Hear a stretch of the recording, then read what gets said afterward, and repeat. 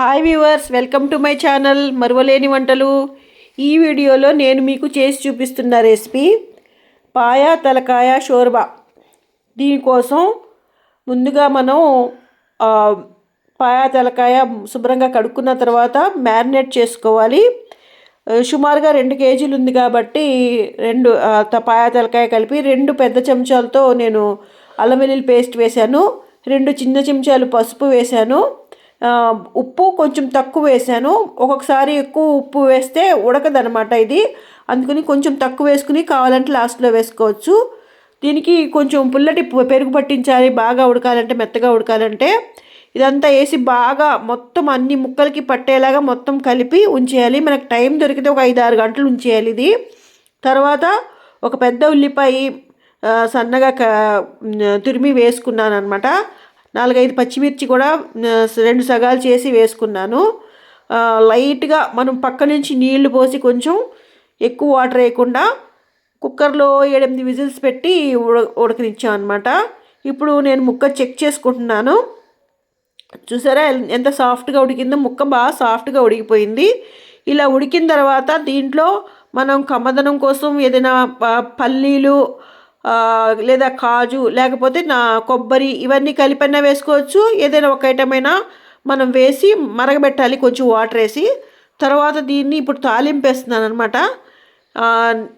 నిలువుగా కట్ చేసుకున్న ఒక ఉల్లిపాయ, సగం ఉల్లిపాయ ఉంటే చాలు.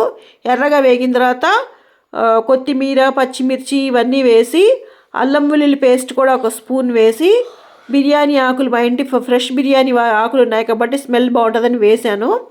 ఇవన్నీ వేగిన తర్వాత యాలుక్కాయల పొడి, లవంగాల పొడి, దాల్చిన చెక్క పొడి ఇవన్నీ వేసి, ఇవన్నీ కూడా వేపి, గరం మసాలా పౌడర్ ఇట్లా వేసి వేపితే చాలా మంచి స్మెల్ వస్తుంది.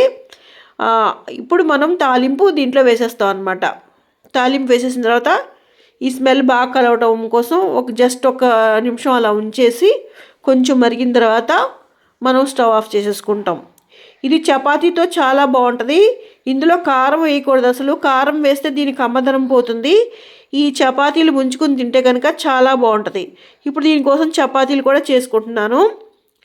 ఇట్లా పెద్దగా ఒకసారి చేసేసి ఆయిల్ రాసిన తర్వాత దీంట్లో ముక్కలు కట్ చేసుకుంటాను అనమాట. ముక్కలు కట్ చేసి ఈ ఫ్లవర్ షేప్లో చేశాను ఈరోజు నేను.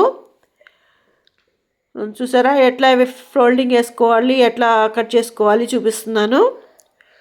ఇలా కట్ చేసుకున్న తర్వాత ఈ మూలలు కలిపేసి ఈ ఫ్లవర్స్ లాగా మళ్ళీ ఒత్తుకోవాలి. మళ్ళీ ఒత్తుకొని మనం పెనం మీద కాల్చి ఆయిల్ రాసి కాల్చుకోవాలి. మధ్యలో ఆయిల్ ఉంది కాబట్టి మనం ఫోల్డింగ్స్ వేసినప్పుడు రాసాం కాబట్టి చక్కగా మెత్తగా బాగుంటాయి ఈ చపాతీలు. ఇందులో ముంచుకుని తింటే చాలా బాగుంటాయి అన్నమాట. రైస్లో కూడా కలుపుకోవచ్చు ఇది, కానీ అన్నిటికన్నా చపాతీలో చాలా బాగుంటుంది ఈ పాయా తలకాయ షేర్వా అనమాట. ఇవి జొన్నపిండి రొట్టెలతో కూడా చాలా టేస్ట్గా ఉంటాయండి. కొంచెం కష్టం, విరిగిపోతుంటాయి. బాగా చేసుకుంటే మాత్రం చాలా టేస్ట్గా ఉంటాయి. ఈ వీడియో కోసం నేను చెప్పాలనుకున్న మంచి మాట ఏంటంటే, మంచి హృదయాలు వజ్ర వైడూర్యాల కన్నా ఎక్కువగా వెలుగును వెదజల్లగలవు. అందుకే ఎక్కడికి వెళ్ళినా మన వ్యక్తిత్వం, దయ, కరుణ లాంటి మంచి అనే తేజస్సును వెదజల్లగలగాలి.